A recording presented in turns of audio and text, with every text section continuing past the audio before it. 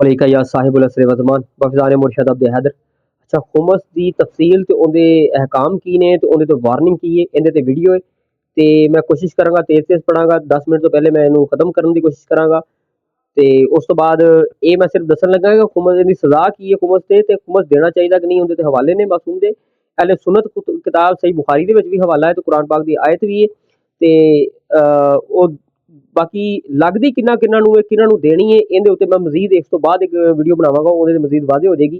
ते दस्सन दा मकसद है इस तो अगला पेज भी है, खाली ऐ नहीं कि पढ़ के तुसीं साइड ते हो जाओ। अच्छा जी, खुमस दे विच अरबी नूं ना अरबी विच खुमस कहंदे ने 5 नूं, यानी कि पंजवां हिस्सा। कुरान पाक दी आयत है कि जिहड़ी तुहानूं जेहड़ा कुछ भी गनीमत हासिल करो, फायदा हासिल करो, इहदे च पंजवां हिस्सा यानी कि खुमस अल्लाह दा है ते ओहदे रसूल दा है ते कराबतदारां दा ते यतीमां दा ते मस्कीनां दा ते इब्ने सबील दा। जी, इहदी तशरीह जिहड़ी ना मैं अगली वीडियो दे विच करांगा। ठीक है, सूरत अल अनफाल आयत नंबर 41 उसका तर्जमा है। फिर मौला मुहम्मद बाकर सल्लल्लाहु अलैहि वसल्लम फरमाते ने हुमस हर उस फायदे दे उत्ते है जिहड़ा लोकां नूं हासिल होवे, भावें ज़्यादा होवे या थोड़ा, ज़्यादा थोड़ा हर एक ते खुमस फर्ज है। मौला जाफर सादिक सल्लल्लाहु अलैहि वसल्लम फरमाते ने हर उस शख्स के उत्ते खुमस है जिहड़ा नफा हासिल करे या कमाई करे, नफा या कमाई। ठीक है, उस फायदे विच जिहड़ा इहनूं हासिल होया है। देखो जी, नफा होवे या कमाई होवे, ये दो चीज़ां है, नफा हो रहा कमाई हो रही। जेड़े बड़े कहते सैलरी ते साडा असीं किवें दईए या साडा नफा किवें पता लगेगा। ठीक है, यह हवाला इहदा मौला मूसा काज़म सल्लल्लाहु अलैहि वसल्लम फरमाते ने हर उस नफे ते फायदे विच खुमस हैगा जिहड़ा इंसान नूं हासिल होवे, यह गो हवाला है। ठीक है, हवाले देने की जरूरत कोई नहीं सी, जिन्हें मनना उन्हें वैसे भी मान लेना है, लेकिन मैं हवाला दे दिता। ठीक है, मौला अली रज़ा सल्लल्लाहु अलैहि वसल्लम फरमाते ने तजारत ते सनत ते ज़रात दे उत्ते अखराजात जिहड़ा आ रहा उहदे उत्ते भी खुमस है। हुण बंदा कहे जी इन्हां ते साडा खर्चा हो जांदा, सानूं तां मुनाफा कोई नहीं आ रहा, वो भी रौला हल हो गया है। तजारत होवे, सनत होवे, ज़रात उहदे उत्ते जिहड़े अखराजात आ रहे उहदे ते भी खुमस है, खुमस है। अच्छा, इन्ने हवाले तो मैं खुमस देते हुण जिहड़ी सही बुखारी मैं अगले पेज दे उत्ते हवाला भी दिता उहदा। अच्छा, हुण इहदे ते जिहड़ी गफलत है उहदे ते वार्निंग की है। मौला रज़ा फरमाते ने सल्लल्लाहु अलैहि वसल्लम खुमस ना देने वाला अहले बैत दे हक नूं गसब करदा है, हक नूं खा जांदा है। जी, फिर मौला जाफर सादिक सल्लल्लाहु अलैहि वसल्लम फरमाते ने तमाम लोग नाफरमान ने सवाए उहदे जिहड़ा खुमस अदा करे। जी, वो नाफरमान है जिहड़ा खुमस नहीं अदा कर रहा। ठीक है, जिहड़ा अदा कर रहा वो नहीं। खुमस ना देना नाफरमानी है इलाही है, खुमस ना देने वाला साडे शियां दे विचों नहीं है। जी, यह छोटे फरमान नहीं है। मौला मुहम्मद बाकर सल्लल्लाहु अलैहि वसल्लम फरमाते ने किसी शख्स का माल हलाल ही नहीं हुंदा जदों तक अल्लाह ने उन्नू हलाल ना किया होवे, यानी कि उहदे विच खुमस शामिल है। यानी कि अगर खुमस नहीं वो कढ़दा तो उहदा माल हलाल ही नहीं हुंदा उन्नी देर तक। खुमस अदा ना होवे, माल हलाल नहीं हुंदा, माल नापाक रहिंदा है ते ना पसंदीदा शुमार हुंदा है। खुमस ना देने वाले दी इबादत कबूल नहीं हुंदी। ये फरमाने मासूमीन सल्लल्लाहु अलैहि वसल्लम ने उहदी इबादत कबूल नहीं हुंदी। हुण बंदा नमाज़ां पढ़े, जो मर्जी करे, बस जो चीज़ इबादत च आउंदी है ना, खुमस ना देवे तो कबूल नहीं हुंदी, रौला खत्म। मौला सादिक सल्लल्लाहु अलैहि वसल्लम फरमाते ने जिहड़ा साडे खुमस दे हक नूं रोके उहदी नमाज कबूल नहीं हुंदी। खुमस रोकण वाला क़यामत दे दिन जिहड़ा है ना हिसाब सख्त विच होएगा, सख्त हिसाब होएगा उहदे तो। क़यामत वाले दिन सब तो सख्त अजाब खुमस रोकण वाले वाल नूं होएगा। खुमस रोकण वाला ना देने वाला आले मुहम्मद सल्लल्लाहु अलैहि वसल्लम दा दुश्मन शुमार हुंदा है। मौला अली सल्लल्लाहु अलैहि वसल्लम फरमाते ने जिहड़ा साडे माल विचों कुछ खाए, जिहड़ा साडा हक है, जिहड़ा साडा माल है उहदे विच कुछ खाए, वो साडा दुश्मन है। खुमस अहले बैत दा हक है, इहनूं रोकना दुश्मनी दे मुतरादिफ बराबर है। खुमस ना देने वाला माल दे विच बरकत तो महरूम हो जाता है। मौला सादिक सल्लल्लाहु अलैहि वसल्लम फरमाते ने जदों हराम माल किसी चीज़ च शामिल हो जाता तो उन्होंने भी खराब कर दिंदा। जी, उन्होंने भी खराब कर दिंदा। तुसीं लख अपने आप नूं कहो मैं हलाल रिज़्क कमाया, हलाल रिज़्क कमाया, जे तुसीं खुमस अदा नहीं कीता ते ओह नापाक है, हराम है। मौला बाकर सल्लल्लाहु अलैहि वसल्लम फरमाते ने जिहड़ा खुमस दे माल च किसी चीज़ खरीदे, यानी होवे मौला दा हक खुमस, उहदे विचों कोई चीज़ खरीद लवे अपने वास्ते, वो अल्लाह दी लानत विच रहिंदा है।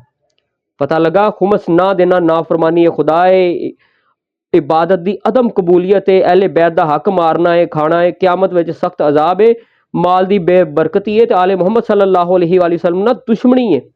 पता लगा की है। हुण जिहड़ा बंदा खुमस नहीं खा रहा, अदा कर रहा, वो किड्डे वड्डे अजाब दे विच मुबतला है। वो आले रसूल सल्लल्लाहु अलैहि वसल्लम दी दुश्मनी कर रहा है। पता लग रहा है। ਇੱਕ ਖੁਮਸ ਮੌਲਾ ਦਾ ਹੱਕ ਹੈ, ਇੱਕ ਹਕੂਕੁल्ला ਦਾ ਹਕੂਕੁਲ ਇਬਾਦ, ਇੱਕ ਬੰਦਿਆਂ ਦਾ ਹੱਕ ਅਦਾ ਨਾ ਕੀਤਾ ਜਾਵੇ ਤੇ ਉਹਦੀ ਮਾਫੀ ਨਹੀਂ, ਤੇ ਜਿਹੜਾ ਆਲੇ ਰਸੂਲ ਦਾ ਹੱਕ ਖਾ ਜਾਵੇ ਉਹਦੀ ਕੀ ਬਾਤ ਹੈ। ਫਿਰ ਇੱਕ ਜਗ੍ਹਾ ਤੇ ਹੋਰ ਫਰਮਾਇਆ, ਫਰਮਾਨ ਸਖਤ ਹੈ, ਮੈਂ ਕਹਿਣਾ ਨਹੀਂ ਚਾਹ ਰਿਹਾ। ਮੌਲਾ ਫਰਮਾਉਂਦੇ ਨੇ, ਓਏ ਹੋਏ, ਮਾਸੂਮੀਨ ਦਾ ਫਰਮਾਨ ਹੈ, ਖੁਮਸ ਦੇਣ ਵਾਲਾ ਐਵੇਂ ਆ ਕਿ ਜਿਵੇਂ ਅਸੀਂ 14 ਸਿਰ ਤੇ ਕੁਰਾਨ ਰੱਖ ਕੇ ਆਈਏ ਤੇ ਉਹ ਸਾਨੂੰ ਖਾਲੀ ਲੁਟਾ ਦੇ। ਭਲਾ ਖੁਮਸ ਦਾ ਚੋਰ ਫਦਕ ਵਾਲਿਆਂ ਨੂੰ ਕੀ ਕਹਿ ਸਕਦਾ ਹੈ, ਜਿਹੜਾ ਆਪ ਖੁਮਸ ਦਾ ਚੋਰ ਹੋਵੇ। ਗੱਲ ਸਖਤ ਸੀ, ਮੈਂ ਫਿਰ ਵੀ ਨੋਰਮਲ ਕਰ ਗਿਆ ਜੀ। ਉਹ ਤੂੰ ਫਦਕ ਨੂੰ ਰੋਂਦਾ ਹੈ, ਤੂੰ ਤੇ ਆਪ ਮੌਲਾ ਦਾ ਹੱਕ ਖਾਈ ਬੈਠਾ ਹੈ, ਤੇਰਾ ਕੀ ਬਣੇਗਾ। ਬਾਕੀ ਗੱਲ ਸਮਝ ਆ ਗਈ ਹੋਣੀ। ਹੁਣ ਇਸ ਦੇ ਉੱਤੇ ਸਹੀ ਬੁਖਾਰੀ ਦੇ ਵਿੱਚ ਵੀ ਹਦੀਸ ਹੈ, ਦਰਜਾ ਵੀ ਉਹਦਾ ਸਹੀ ਹੈ, ਹਦੀਸ ਨੰਬਰ 53 ਹੈ।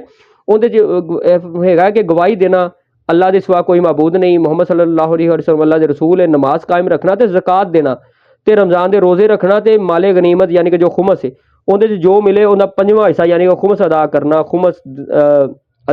ਖੁਮਸ ਦਾਖਲ ਕਰਨਾ। ਗੱਲ ਸਮਝ ਆਈਏ। ਜ਼ਕਾਤ ਹੋ ਰਹੇ, ਖੁਮਸ ਹੋ ਰਹੇ, ਜ਼ਕਾਤ ਹੋ ਰਹੇ, ਖੁਮਸ ਹੋ ਰਹੇ। ਕੁਰਾਨ ਪਾਕ ਦੀ ਫਿਰ ਇੱਕ ਆਇਤ ਵੀ ਹੈ, ਆयत नंबर 1 कि माले गनीमत अल्लाह तो ਉਹਦੇ रसूल ਦੇ ਵਾਸਤੇ ਆ। ਮਜ਼ੀਦ ਇਸ ਦੀ ਵੀਡੀਓ ਜਿਹੜੀ ਅੱਗੇ ਮੈਂ ਬਣਾਵਾਂਗਾ ਕਿ ਜਿਹਦੇ ਵਿੱਚ ਮੈਂ ਤਫਸੀਲਨ ਗੱਲ ਕਰਾਂ ਇਸ ਦੇ ਟੌਪਿਕ ਤੇ, ਇਹਦੇ ਮਸਾਰਫ ਕੌਣ ਹੈ, ਕਿਹਨੂੰ ਲੱਗਦਾ ਹੈ, ਇਬਨ ਸਬੀਲ ਕੌਣ ਹੈ, ਇਹ ਜਿਹੜੀਆਂ ਗੱਲਾਂ ਨੇ ਮੈਂ ਉਸ ਦੇ ਵਿੱਚ ਡਿਸਕਸ ਕਰਾਂਗਾ। ਹੁਣ ਗੱਲ ਦਾ ਪਤਾ ਲੱਗਿਆ ਜੇ।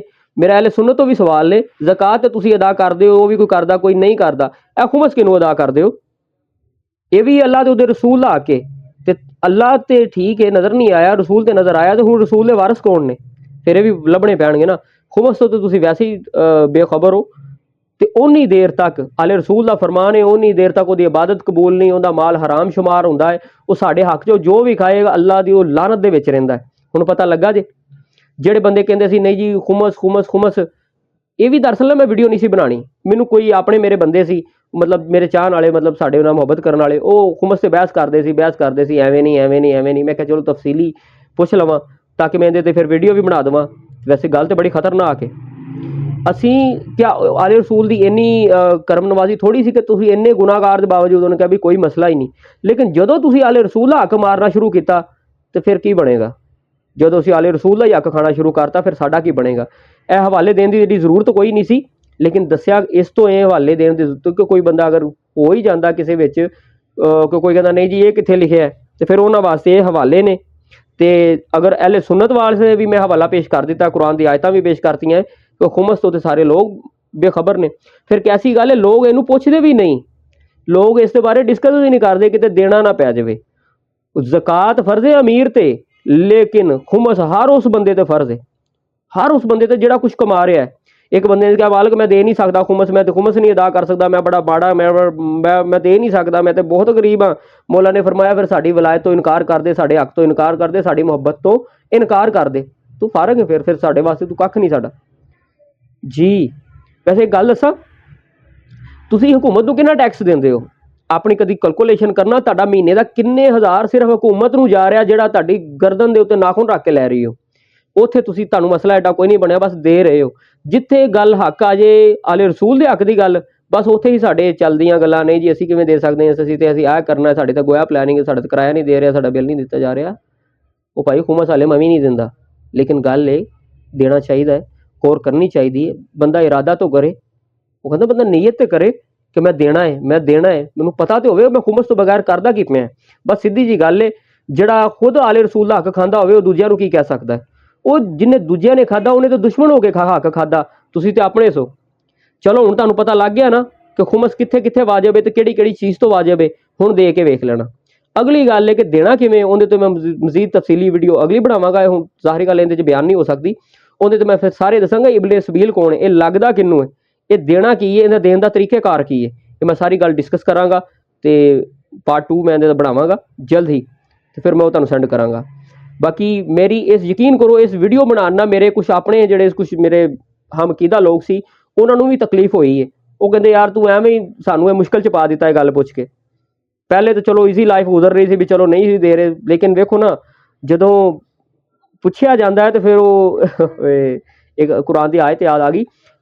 ਅੱਲਾਹ ਪਾਕ ਫਰਮਾਉਂਦਾ ਕਿ ਤੁਸੀਂ ਰਸੂਲ ਤੋਂ ਉਹ ਗੱਲ ਕਿਉਂ ਪੁੱਛਦੇ ਹੋ ਕਿ ਜਦੋਂ ਪੁੱਛਣ ਤੋਂ ਬਾਅਦ ਤੁਹਾਨੂੰ ਫਿਰ ਸਦਮਾ ਲੱਗ ਜਾਵੇ। ਹੁਣ ਤੁਸੀਂ ਇਨਕਾਰ ਕਰੋ ਤਾਂ ਵੀ ਗਏ ਤੇ ਜੇ ਮੰਨੋ ਤੇ ਤਾਂ ਵੀ ਤੁਸੀਂ ਤੁਹਾਡੇ ਤੇ ਸਖਤ ਗੁਜ਼ਰਦੀ ਗੱਲ। ਤੇ ਲਿਹਾਜ਼ਾ ਕਿਸੇ ਨੇ ਪੁੱਛਿਆ ਸੀ ਕਈਆਂ ਬੰਦਿਆਂ ਨੇ, ਬਾਈ ਮੈਂ ਤੇ ਫਿਰ ਵੀਡੀਓ ਦੀ ਸ਼ਕਲ 'ਚ ਉਹਦਾ ਜਵਾਬ ਵੀ ਦੇ ਦਿੱਤਾ। ਹੁਣ ਤੁਸੀਂ ਜਾਣੋ ਤੇ ਤੁਹਾਡਾ ਮਾਲਕ ਜਾਣੇ। ਬਾਕੀ हुब्बे अली रहमतुल्लाह, बुग़्ज़ अली लानतुल्लाह।